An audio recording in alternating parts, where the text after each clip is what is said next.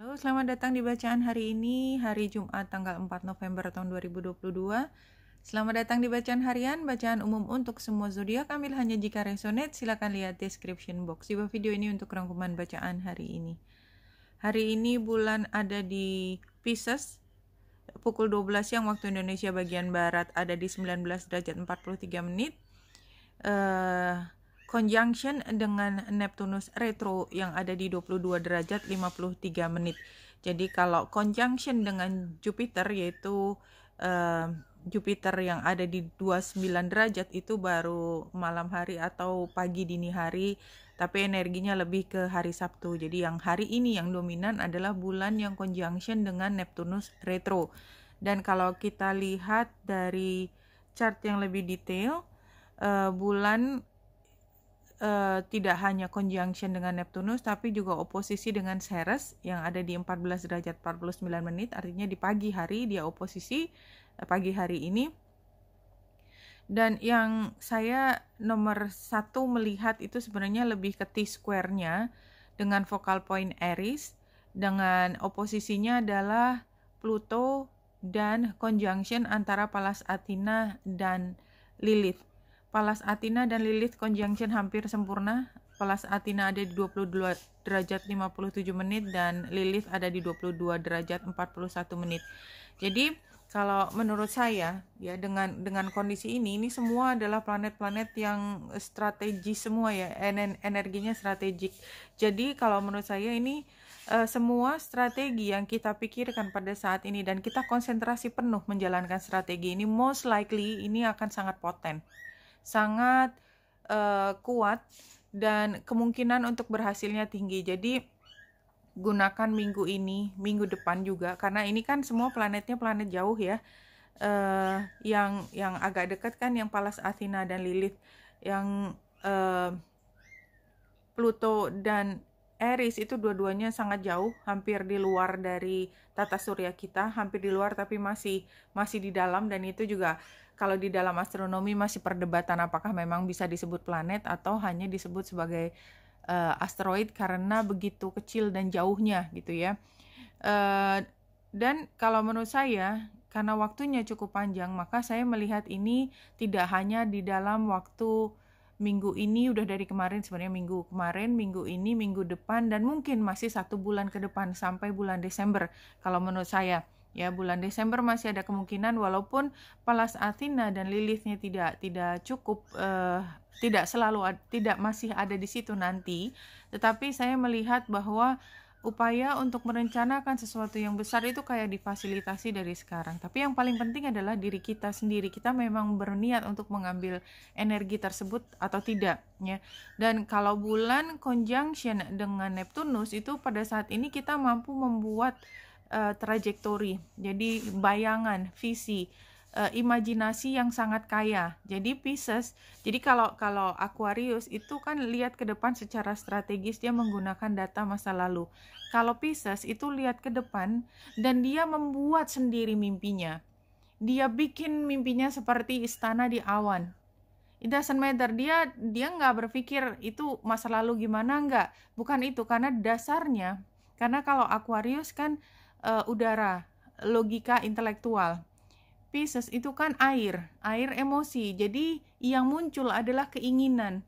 Dan ini karena ditambah dengan tadi T-square yang menjadi poten, maka kemungkinan besar untuk kita mampu mewujudkan apa yang menjadi impian kita itu sangat poten. Tapi tentu saja semua kembali lagi pada karmanya kita, dharmanya kita, something like that ya. Kalau dari Lenormand, ini kemarin juga sama kartu yang di tengah ya, gambar perahu. Gambar kirinya itu transformasi, artinya memang ada yang sudah harus berhenti, eranya udah berakhir. Dan kita sekarang sedang maju ke depan, dan kita sedang ngomongin ringan, kira-kira apa sih yang ada di depan. Ya, jadi kayak itu tadi, imajinasi.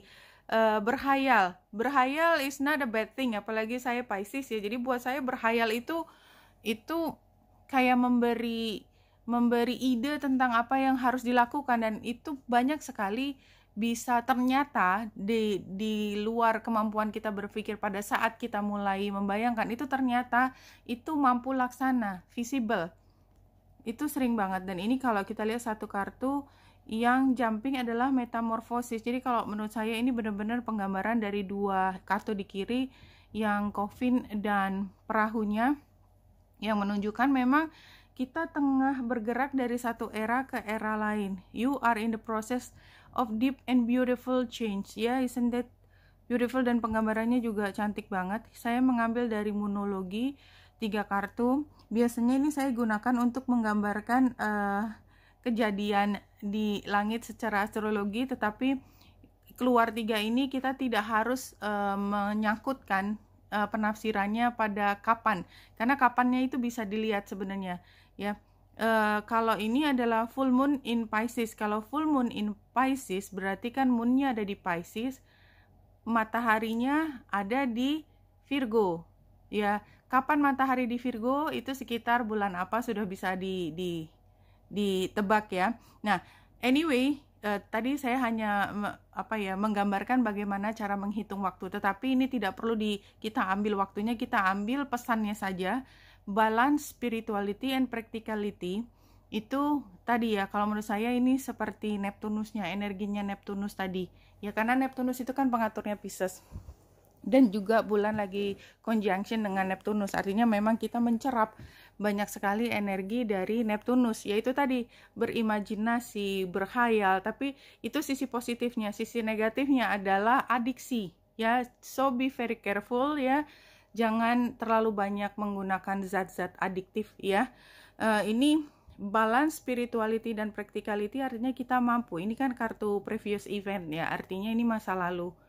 Artinya kita sebenarnya sudah mampu melihat, minimal melihat, bisa merasakan mana yang spiritualitas dan mana praktikalitas. Dan ternyata keduanya itu bukan dikotomi di mana kita hanya bisa memilih salah satu. Kita udah paham bahwa dua-duanya itu bisa berjalan beriringan ya. Sacred ya, sacred, sesuatu yang sifatnya passion tetapi itu juga sacred at the same time. Itu sangat-sangat sangat bisa, walaupun kita sering berpikir itu adalah dua titik di mana tidak bisa dilebur.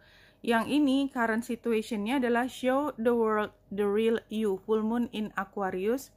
Ini berarti bulan ada di Aquarius. Kalau yang namanya full moon in Aquarius berarti mataharinya ada di mana? Aquarius apa posisi itunya? Leo. Nah, tapi anyway ya, pada saat ini kan karena tadi dalam proses metamorfosis, mau nggak mau kan kita juga bergerak, pribadi kita, jati diri kita tuh kayak digoyah, tapi in a positive way, supaya kita menemukan kembali jati diri yang sebenarnya. Full moon in Aries adalah a fiery climax approaches, ada sesuatu yang besar akan terjadi, dan menurut saya nanti yang bulan purnama di Taurus, gerhana bulan itu adalah termasuk salah satu. Jadi dalam 2 hari ke depan ya, ada satu hal yang besar, yang klimaks terjadi, sesuatu yang turn the table around ya istilahnya, yang membuat posisinya jadi kebalik, yang tadinya memberi menjadi menerima, yang tadinya berkuasa menjadi lebih menerima, something like that. Kalau dari 4 kartu tarotnya di sini, The Star. Iya. Let's see. The Hermit. Solitude, introspection, perspective, wisdom, guidance. Jadi kalau saya melihatnya lebih perspektif dan wisdom ya. Jadi kita dalam posisi yang tadi seimbang antara spiritualitas dan praktikalitas. Kita sudah berada di titik mampu melihat sesuatu lebih tinggi daripada yang tampak gitu ya. Challenge-nya adalah intelligent, clear communicator. Ya, jadi karena ini posisinya challenge, maka menurut saya kita jadi skeptical. Ya, sementara energi hari ini kan kebalikannya skeptical. Ini benar-benar mimpi. Kalau mimpi itu kan, kalau kita lagi nonton film ya, film tuh namanya kan semua imajinasi, namanya juga peran gitu ya. Ada orang yang nonton film, ini nggak mungkin banget gitu.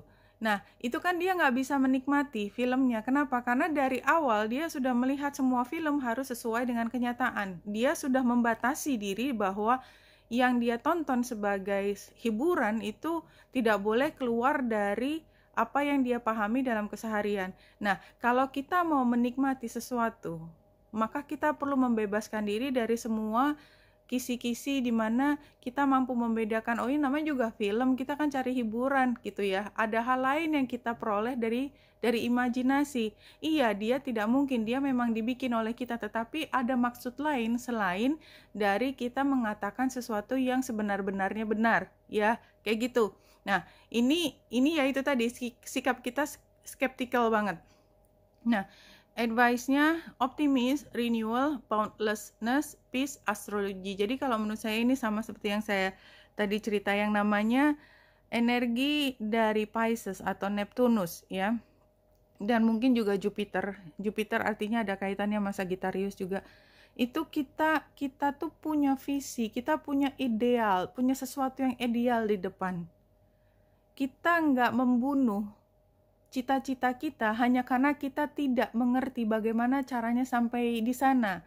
Kalau kita mau mengambil energi bahwa setiap detik itu kita bertransformasi, setiap saat kita punya kesempatan menerima informasi baru, maka kita terbuka untuk berpikir bahwa hal yang tidak mungkin pada saatnya akan dimungkinkan, something like that ya, optimis. Tapi outcome-nya adalah ya seperti tadi, kita terperangkap di satu belief tertentu dan kita kayak orang yang lagi nonton film, kita ngomel-ngomel karena kita tahu bahwa yang ditonton itu adalah fantasi gitu ya. Kan kalau saya penggemar film fantasi itu udah jelas karena memang itu minat saya. Kalau orang yang terlalu rigid pada apa yang menjadi realita, maka dia lihat film fantasi itu kayak ini apa sih, mainan anak-anak banget, dan gak seneng gitu.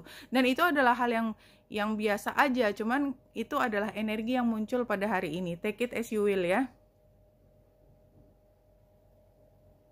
Apalagi bulan conjunction dengan Neptunus di Pisces. So much dreamy gitu, dreamy banget hari ini. All the answers to all your questions are within you. Jadi ya ini sih udah jelas ya, sebenarnya udah self-explanatory. Kalimat ini adalah kalau kita mencoba mencari informasi dari pihak luar, dan memang kadang-kadang kita perlu konfirmasi, maka jangan ragu untuk mengkonfirmasikan apa yang dikatakan dengan apa yang kita pikirkan kita tahu ya. Karena yang dikhawatirkan adalah ketika pihak luar mengatakan sesuatu, kita punya konsepnya tentang hal tersebut tapi berbeda dan kita tidak konfirmasi. Kalau ternyata berbeda, itu kan kita rugi waktu karena ternyata kesempatan untuk kita membuat klarifikasi menjadi lepas. So, jangan takut untuk bertanya.